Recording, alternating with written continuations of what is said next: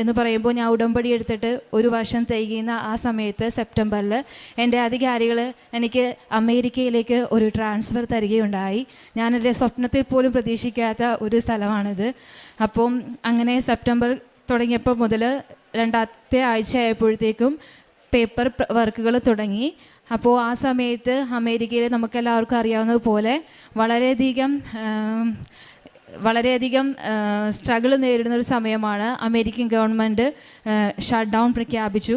എൻ്റെ പേപ്പർ വർക്കുകൾ സ്റ്റാർട്ട് ചെയ്തത് മുതൽ പിന്നീട് അങ്ങോട്ട് ഒരു തടസ്സങ്ങളുടെ ഒരു മാല തന്നെയായിരുന്നു. പക്ഷേ ഞാൻ പലപ്പോഴും സാക്ഷ്യങ്ങൾ കേൾക്കുമ്പോഴത്തേക്കും പലപ്പോഴും ഞാൻ കേട്ടിട്ടുണ്ട്, തടസ്സങ്ങൾ തുടങ്ങുമ്പോൾ അത് ഉറപ്പാണ് പരിശുദ്ധ കൃപാസന മാതാവ് നമ്മുടെ കൂടെ എന്നതിനുള്ള തെളിവാണെന്ന്. അതിലെനിക്ക് ഉറച്ച വിശ്വാസമുണ്ടായിരുന്നു.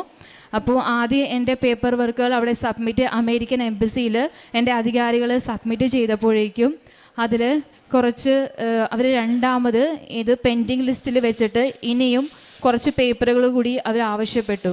അത് ഒരിക്കൽ പോലും നമ്മുടെ അധികാരികൾക്ക് കൊടുക്കാൻ പറ്റാത്ത രീതിയിലുള്ള ചില ഡോക്യുമെൻറ്റ്സ് ആണ് അവർ ആവശ്യപ്പെട്ടത്. പക്ഷേ ഞാൻ തുടർച്ചയായിട്ട് പരിശുദ്ധ അമ്മയിലും ഈശോയിലും ആശ്രയിച്ചുകൊണ്ട് ഇത് ദൈവഹിതമെങ്കിൽ നടത്തിത്തരണമെന്ന് പറഞ്ഞ് തുടർച്ചയായി പ്രാർത്ഥിച്ചുകൊണ്ടിരുന്നു. അതിൻ്റെ ഫലമായി എനിക്ക് ഒരിക്കൽ പോലും അവർ ചോദിക്കാത്ത രീതിയിലുള്ള ഡോക്യുമെൻ്റ് സബ്മിറ്റ് ചെയ്തില്ലെങ്കിൽ പോലും എനിക്ക് എംബസിയിൽ നിന്ന് അപ്രൂവേഷൻ ലഭിച്ചു. ഇനി 2ാമത്തെ കാര്യം എന്ന് പറയുന്നത്, ഞാൻ പലപ്പോഴും ഡേറ്റുകൾ ഇട്ട് പ്രാർത്ഥിക്കുമായിരുന്നു.